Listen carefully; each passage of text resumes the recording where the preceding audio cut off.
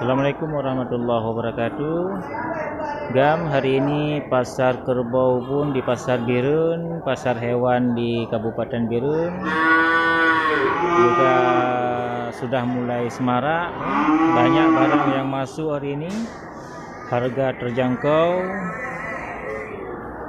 Di sini banyak kerbau-kerbau kecil. Ya, kita keliling sebentar.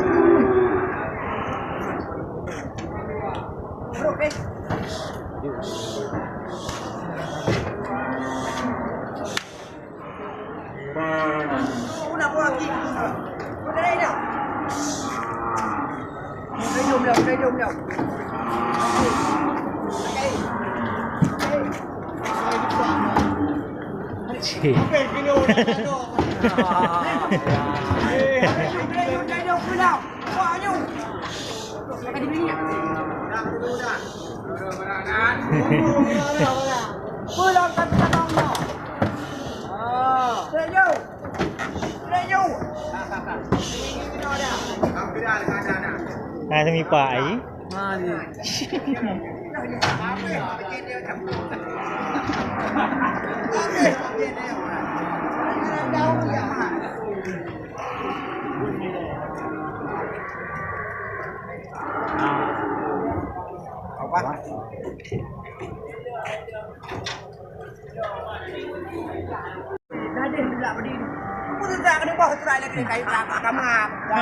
Ada.